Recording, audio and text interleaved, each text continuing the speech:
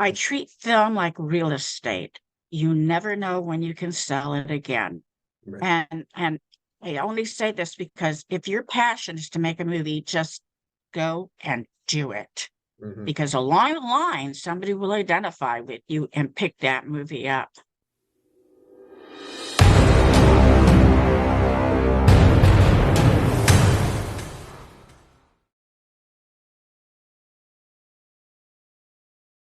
These are things a filmmaker has to learn how to sell themselves, how to say, I know you have 1,000 movies to screenplays to choose from, but here's why you should choose mine.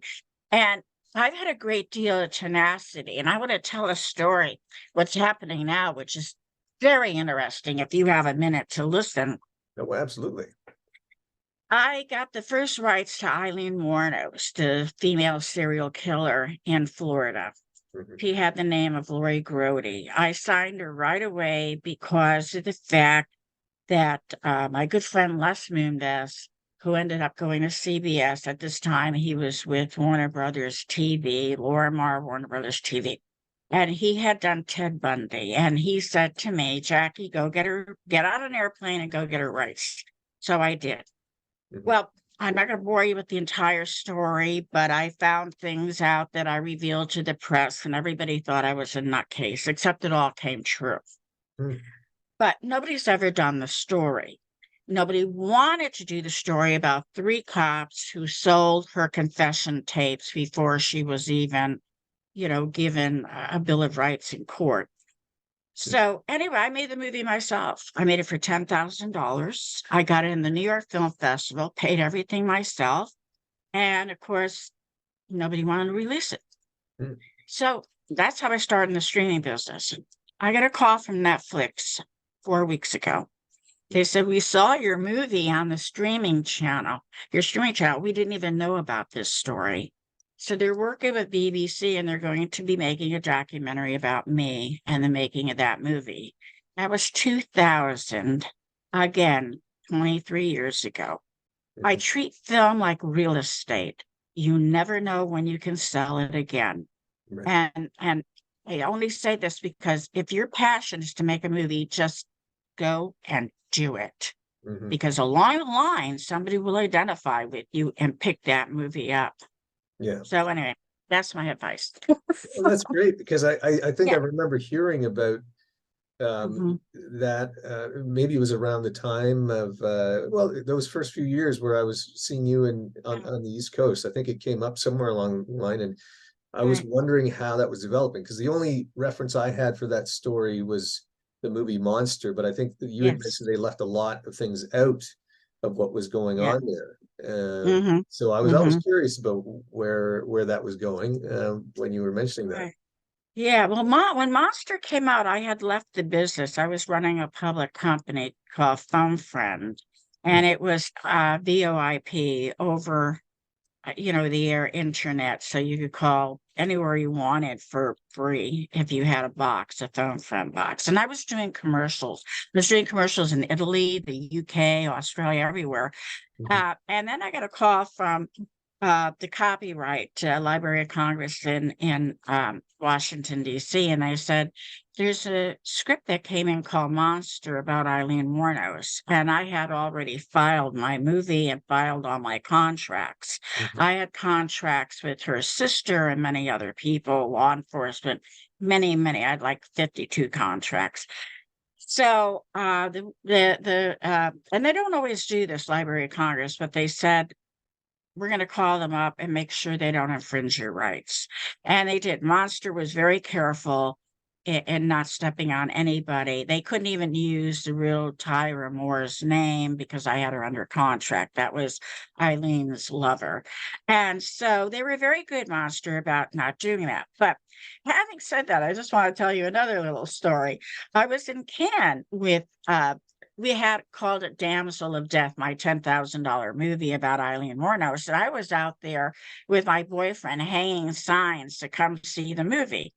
And Charlize Theron was there and saw the poster Oh. and sent, yeah, and Patty Jenkins saw my movie in New York. Mhm. So they already knew about it.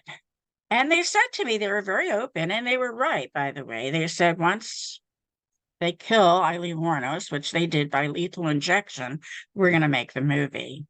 Hmm. So I said, well, that's okay, because mine's 10,000, yours will be 10 million.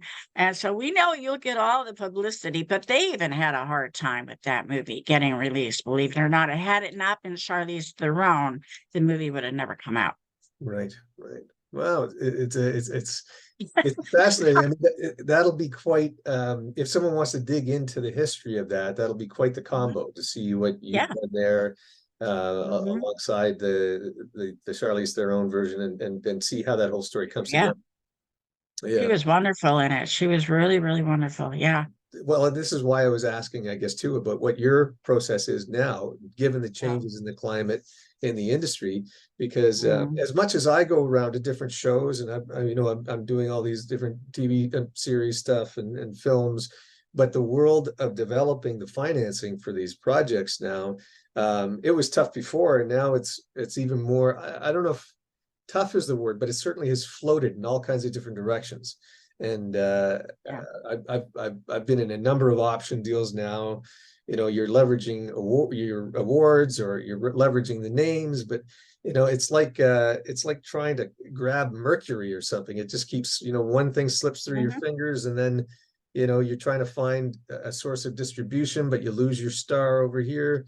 And hanging on to the Mhm. money while all those things are happening is really challenging, I find. So I'm still back in hunting down new option deals again myself for some of these things. But I was wondering what, if you have anything to add to that, like how you Well, assemble the financing in mhm. advance for projects now. Yeah, I just returned from AFM, the American Film Market, and I went to every single office there and asked, what will it take to make a deal for distribution?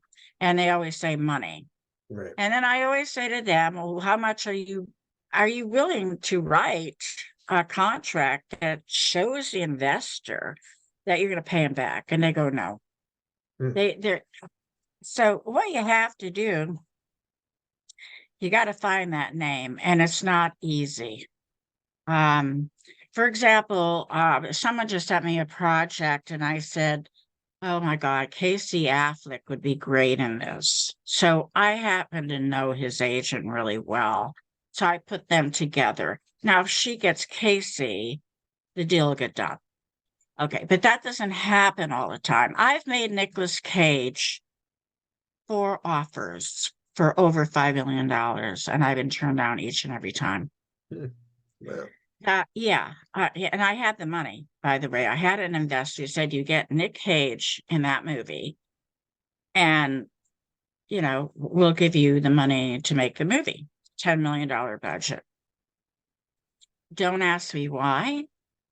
I've seen some of the movies that are coming out now that I don't think are as good as this screenplay, Mhm. but you just don't know. It's the actor is the driving force, or an excellent screenplay, Mhm. really driven on excellent screenplays. And you only get one shot at it. And I tell everybody, and it's hard for me too, and I'm a writer, Mhm. but I keep rewriting because I sent out a movie. I have a deal with Lionsgate, and I haven't been able to land them. One project was because of the fact that Barry for Grindstone is very religious, and it was about a serial killer, just like the Nazi warriors. This was a serial killer who was twin brother. It's a true story, by the way. The twin brother hung himself because of the abuse from the clergy. Mhm. And most of the movie is him just trying to hunt them down. Barry said, I can't touch it. I'm Catholic. I go, we're in the movie business. We're not here to profess Yeah. what we are. I'm not a hooker, but I've played prostitutes. I mean, at what point do you draw the line? Sure. And so I had to rewrite, and try to get rid of the clergy part of it and still make sense. But screenplay or a name actor, or find a casting director who'll work with you on a contingency, like a lawyer or something. You Mhm. know, they're out there, they do that, and try to get her to bring up a wish list of names. And off that name, perhaps get limited distribution to prove to the investor you're going to pay him back. Right. So I wish it was easy. It's worse now than it's ever been. Like I said, I went to every room at AFM and kept getting this. I even went to Angel Studios. You know? Okay. Yeah. Yeah. Yeah. I find it's like it's like creating an illusion that isn't an Mhm. illusion, but it is. It's got like Yeah. what I mean. And then when I was down at the AFM myself many years ago, that was the takeaway for me was that everyone wants to get involved in something that looks like it's almost a fait complete. But Yeah. if you're trying to get help from them, they're not really interested. So if you can kind of create the sense that this is who's interested, this is how much money's already coming in, you just have to step up and throw in 2 cents, then they're like, oh, they'll think Right. about it.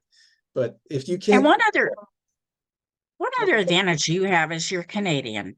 And so you can do a Canadian Australia co-production. It'll take 9, 10, 11 months to put together, but you can do it. You'll get 60% of your budget between Canada, Australia, or Canada and France. Maybe you do Canada, France, the UK.